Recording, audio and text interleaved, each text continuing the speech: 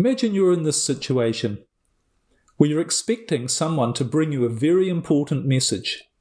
Now, you don't know what the message is, but you know it's vital to your life. And you also know that they're going to deliver it to you in your home at some point. As I say, you don't know when it will be, but you know they're going to show up in your home with a very, very important message, a vital message. Now, knowing that, how often would you go out of your home and go and do other things? Never.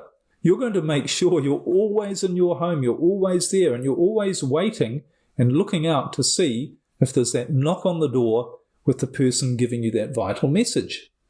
You're certainly not going to go out in case they arrive with the message and you're not there to receive it. So it's the same thing with living our life and waiting to receive expectantly what our life purpose actually is. We need to be there when it arrives.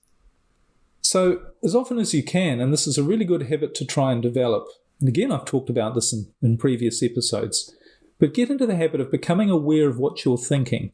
You know, when we get carried away and lost in our thoughts, become aware, and this is a habit and a skill we can develop, become aware that, hey, I'm getting lost in my thoughts, I'm not here, and bring yourself back to the present moment and start to notice and observe just what's going on around you in your natural world.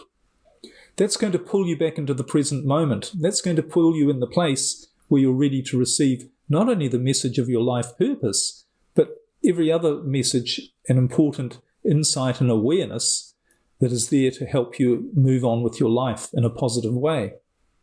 One of the interesting things that happens when you bring yourself back to the present moment and you start to observe what's going on around you is that you become aware that things are very different in reality to what we think they are.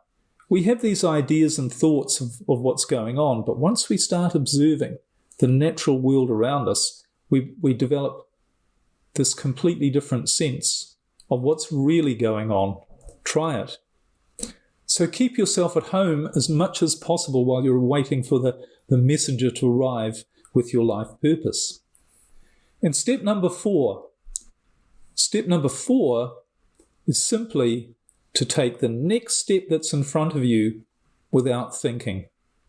And when I say without thinking, I don't mean without thinking at all, but without overthinking, without thinking too much. It's just about taking that next step, because one of the most powerful ways that our life purpose reveals itself to us is through our actions.